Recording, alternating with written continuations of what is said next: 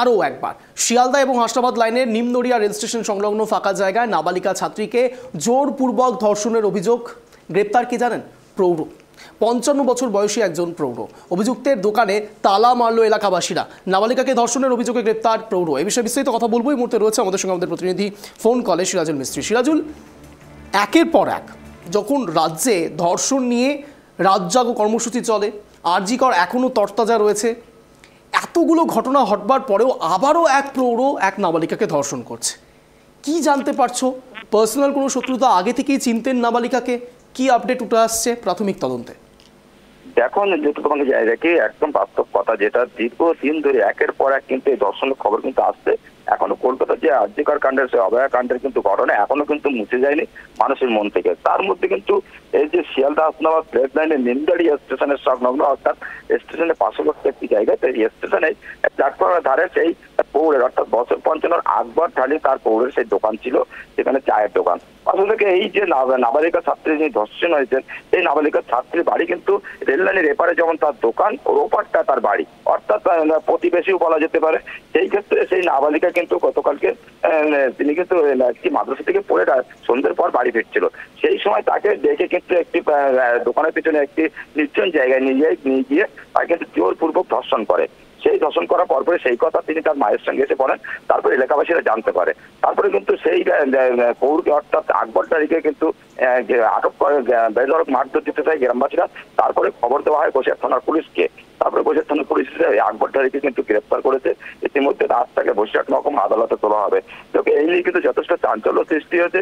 এবং যে নাবালিকা ধর্ষণের যে নাবালিকার বাবা, তিনি যেটা দাবি করেছেন যে এই যে দোকান, যে পৌরের আকবর তালির দোকান, তিনি কিন্তু এবার না, এর আগে কয়েকবার কিন্তু দোকানে মানে যারা খরিদ্দার আসে, বাড়ি থেকে যারা আসে দোকানে বসে, তাদের গায়ে হাত দেন এবং তার অশ্লীলতা করেন, এমনটা কিন্তু তিনি অভিযোগ করতেন। যে ব্যক্তিকে ইতিমধ্যে গ্রেপ্তার করা হয়েছে, যে প্রৌঢ়কে, এনার কোনো পূর্ব ইতিহাস এরকম রয়েছে কি, নাকি হঠাৎ করে তিনি এই কাজ করলেন?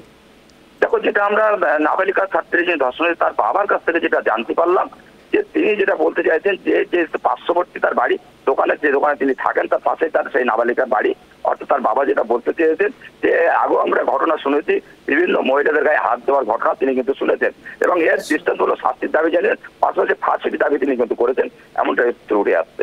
অঞ্জন, অনেক ধন্যবাদ সিরাজুল সঙ্গে থাকার জন্য। যে বিষয় উঠে আসছে অত্যন্ত অদ্ভুত মনে হলেও এটাই সত্যি যে এনার এরকম পূর্ব ইতিহাস রয়েছে, এমনটাই অভিযোগ করছে নাবালিকার বাবা।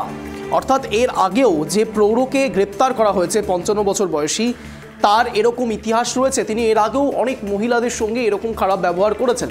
কিন্তু এবার নাবালিকা, 8ম শ্রেণীর ছাত্রী, একজন নাবালিকাকে ধর্ষণ করছেন এই ব্যক্তি। 55 বছর বয়সী এই ব্যক্তি জোরপূর্বক ধর্ষণ করেন। বসিরহাট মহকুমার বসিরহাট থানার শিয়ালদহ হাসনাবাদ শাখার নিমদাড়িয়া রেল স্টেশন সংলগ্ন এলাকার ঘটনা।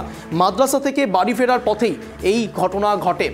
ঘটনা চাপা রাখতে নাবালিকাকে হুমকিও দেয় প্রৌঢ়। ফের জোরপূর্বক ধর্ষণ। নজর থাকছে।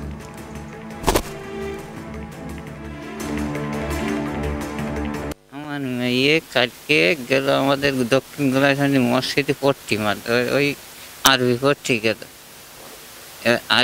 আরবি পড়ি এসে আসার সময় ওতে ধরি ওই নিয়ে বাগানে চলে গিয়ে রাত্রি এসে দেখি বিশাল আলাদা করতে। আমি বলতে কি হয়েছে? হচ্ছে এই ব্যাপারে দোকানদার আবার এই সব করে দিছে। আমি কি দেখো, আমি ওর শাস্তি চাই, ফাঁসি চাই, তাছাড়া কি আর হবে।